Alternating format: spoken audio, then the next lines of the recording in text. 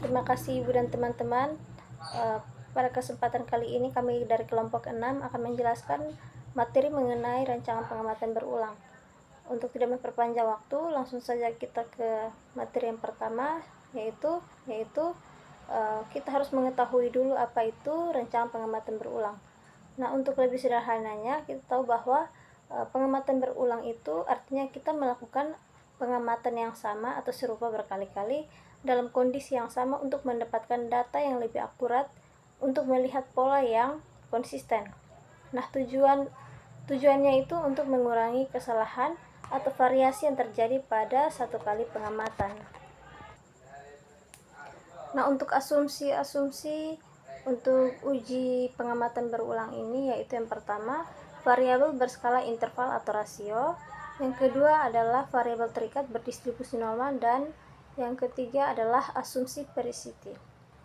Untuk model linearnya sendiri, kita bisa lihat bahwa y pada ij itu sama dengan mu tambah rho tambah tau pada i pada j tambah error.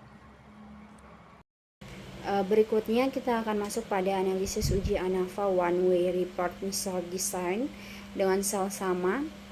Kita akan melakukan langkah-langkah. Yang pertama itu menyusun hipotesis, di mana hipotesis uji ANAVA Report Missile Design itu adalah H0 untuk semua tau J sama dengan 0, di mana J sama dengan 1, 2, sampai dengan R.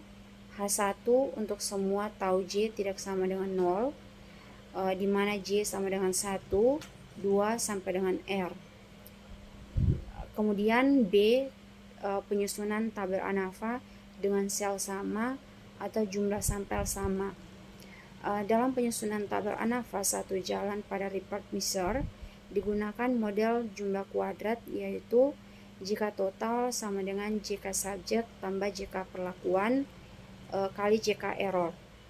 Yang pertama JK total, di mana JK total sama dengan sigma SI sama dengan 1, sigma RJ sama dengan 1 dikali YIJ kurang Y bar kali 2, sehingga kita substitusikan nilainya, kita peroleh JK total sama dengan sigma I sama dengan 1 sampai dengan S, sigma J sama dengan 1 sampai dengan R, Y kuadrat IJ kurang Y kuadrat per N.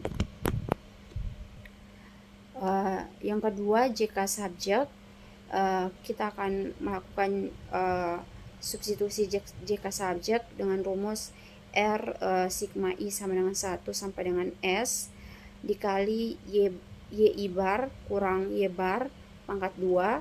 Kita substitusikan sehingga kita peroleh JK subjeknya itu adalah sigma I sama dengan 1 sampai dengan S Y kuadrat I per R kurang 2Y kuadrat per S kali R tambah Y kuadrat per N. Berikutnya kita melakukan JK perlakuan sama dengan S sigma J sama dengan 1 sampai R dikali Y bar J Y J bar kurang Y bar pangkat 2.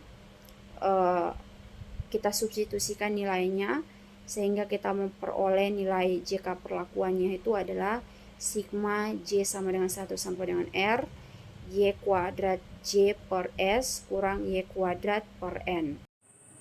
Oke, baik, di sini saya akan menjelaskan tentang contoh kasus one way repeat measure desain sel yang sama.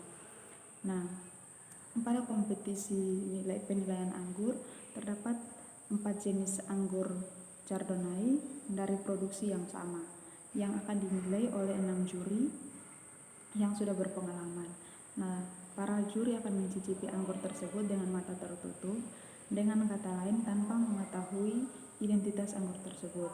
Nah, keempat jenis anggur tersebut disusun secara acak. Untuk mengurangi efek bawaan, para juri tidak meminum anggur tersebut dan juga tidak membasahi mulut mereka selama penjurian. Nah, anggur yang mendapatkan nilai 40 atau nilai tertinggi adalah anggur yang unggul.